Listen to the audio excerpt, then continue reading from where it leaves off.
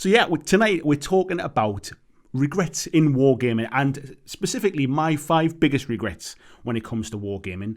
And I want to kind of start with regrets, really. I'm a big firm believer in you should never regret anything. The only thing you should regret is the things that you don't do. And I don't see regrets as things that you can still do something about. So today in the Facebook group, there's a few people saying, I regret not painting a Napoleonic army or something like that. And I don't see that as a regret, really. That is just that's something you'd like to do that you haven't done yet. The regrets are the stuff that you've maybe done in the past and you can't go back and change them now. Like, no matter what you do, that's just it, really. It's like, that's just how it is, really. So that's really what I'm getting at when I'm talking about regrets. And yeah, it's a bit trivial. I mean, it's kind of first world problems. But what I'm trying to almost frame it as, what are the things that you can learn, or somebody new to the hobby can learn, by the mistakes that I've made, or the mistakes other people in the chat tonight have made, by not making those same mistakes. So the first one I'm going to talk about is buying too much stuff too fast. And I think we're all conscious of this. We've all done this at some point. You get into a new game and you buy kind of every single thing you can get your hands on. You get really excited about it. You buy all the books. You decide to dive in with both feet. I did this with kind of 40k and stuff when I first kind of started getting into the hobby, and I pretty much bought an entire army before I'd even built the first model. And you buy all the paints and you buy everything, and before you know it, you have a massive pile of boxes or grey plastic or sprues or resin or whatever it is. You have a big pile of stuff that actually becomes quite overwhelming. And actually, when you see all that piled up in the corner and you realise how much you've spent, that can become quite demoralising. Now, unless you are the kind of hobbyist who builds and paints an army in a few weeks kind of thing, I can understand you wanting to do that, like wanting to kind of buy everything at once and to get it done. Or if you're buying a specific list and you're trying to get ready for a tournament or something and you have to have it all painted, so you're batch painting the whole thing, there are still instances where that's not a bad thing. But for me personally, getting into the hobby and buying massive amounts of stuff, because I almost enjoyed the buying stuff and the shopping for stuff just as much as I did the kind of the hobby stuff. And you can get carried away with that kind of thing. So my advice would be hobby in manageable chunks. I think we're all guilty of it. I'm still guilty of it today. I still do it from time to time. I've got a lot better at it.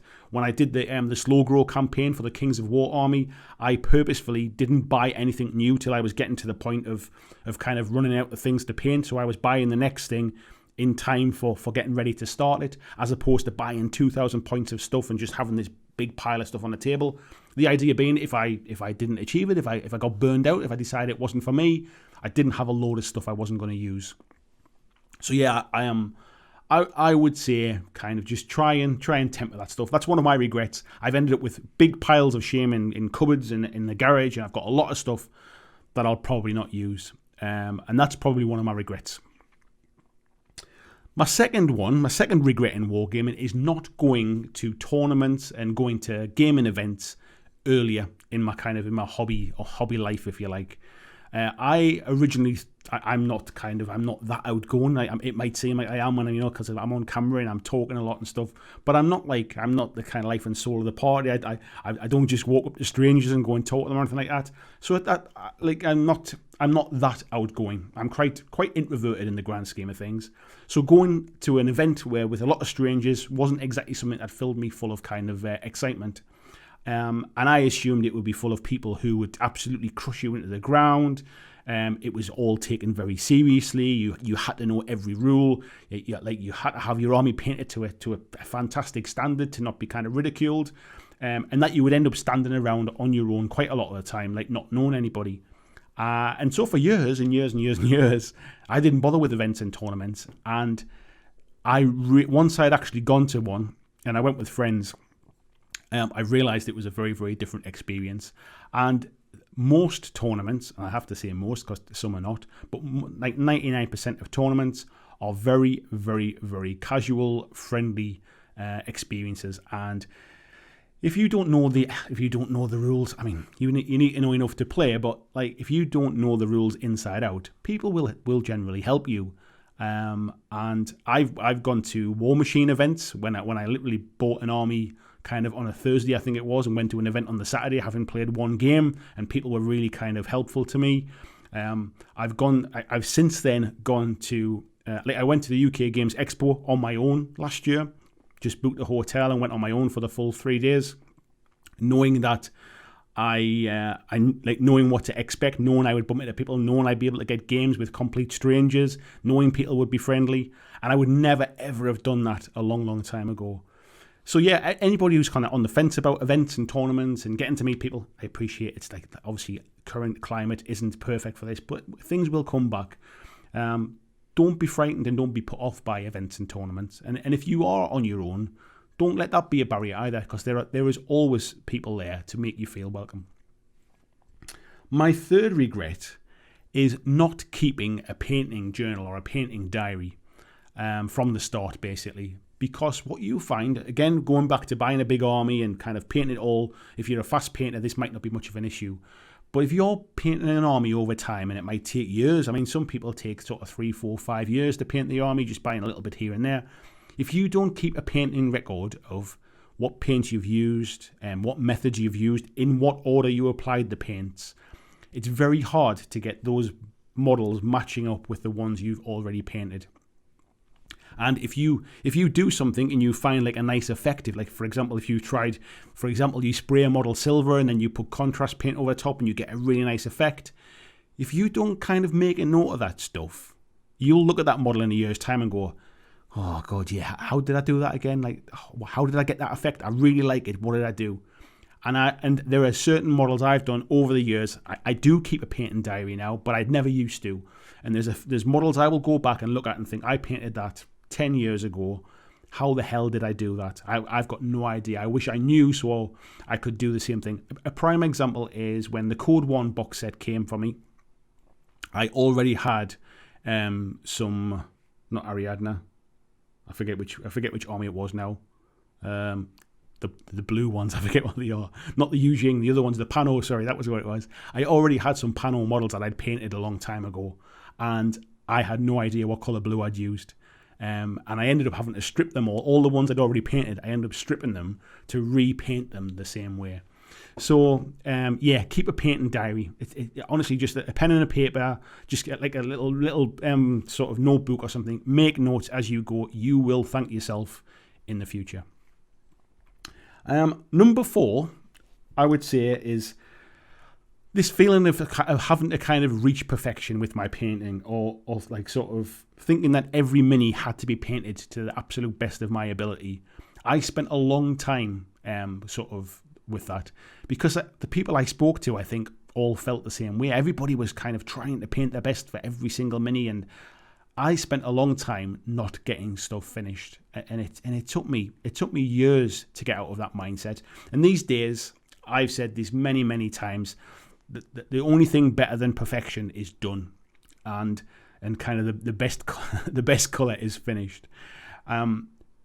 Yes, push yourself if you're trying to kind of improve your painting. Yes, try to do your best work if that's what, like maybe on kind of hero models or on a big model or a one-off, just for the love of painting, if you like. But if you're trying to get armies done, or you're trying to get minis painted for board games, or you're just trying to get them on the table, every single mini does not have to be painted to kind of some golden demon standard. Painting Kings of War stuff taught me a lot. You're not painting a model, you're painting an army, and you have to treat them very differently. And these days, I am so much happier with my painting now that I've kind of relaxed and not felt the need to nail every single one to the best of my ability. And actually, sometimes there's not a huge difference between sort of something that's been relatively speed painted and something I've spent a huge amount of time on. So yeah, don't beat yourself up about that kind of stuff. Sort of admire other people's paint jobs, ask for advice, try to improve your stuff if that's really what you want to do, but don't sort of beat yourself up about having to paint every single kind of mini in a 200 model army to kind of to award-winning levels. And the last one, and some people will disagree with this one, but the last one is holding on to stuff I know I will never ever use or I'll never play. I've been terrible for hanging on to things. I can honestly say anything I've sold over the years, I've never regretted it. because I only sold it because I knew I wasn't going to kind of play it, or it was just gathering dust, or it was more likely going to get damaged or get broken by just kind of lying around in a garage or in a cupboard or something like that. So having a good clear out, selling on stuff to people who will make good use of it, as opposed to just sitting in a cupboard and never ever being used, is something I need to do more of. And I'm consciously trying to do that. I mean, these days I need to talk about different kind of games and different subjects on the channel, and just hoarding old stuff that I'll never ever use. It's not good for storage. It's not good for it's just not going to get used. And I know people say, "Oh, you never sell anything. You'll always regret selling your armies and selling your painted armies and all that kind of stuff." Personally, I don't. I think if I was going to regret it, I wouldn't be able to sell it. I wouldn't be able to part with it. So sometimes selling stuff you won't use in order to fund stuff that you will use is a much better prospect. Tim Kelly, if he's in the chat, I'm not sure if he is, he's just been having a bit of a clear out and selling a lot of stuff on eBay at the moment, and made a nice little tidy sum of stuff so he can now go and spend on stuff that he really does want now.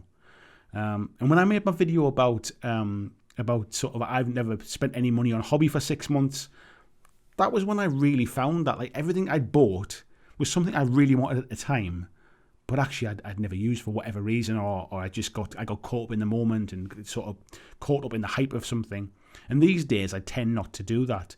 So the newest stuff that I buy tends not to be stuff that I'm never going to play, but it certainly used to be. So getting rid of that old stuff is a huge thing for me.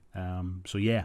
Maybe you can make a few extra hobby dollars and sell it on to somebody that's really looking for that. They get a bargain, you get a bit more money in your pocket and a bit more space at home for some new stuff.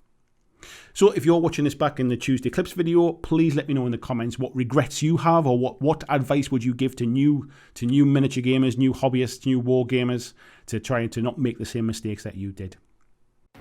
Thanks for watching my video. I hope that you really enjoyed it. And if you did, why not consider clicking on the suggested video below to see more of the work that I've done. If you'd like to support the long-term sustainability of this channel, why not consider checking out my Patreon, where you can pledge and support from as little as $2 a month. And there is lots of different tiers and bonuses, which will give you access to a private Discord server. It will give you free t-shirts, free mugs, a podcast every month, and a number of other things, including getting your name at the end of every video, like these awesome folks who already support me now.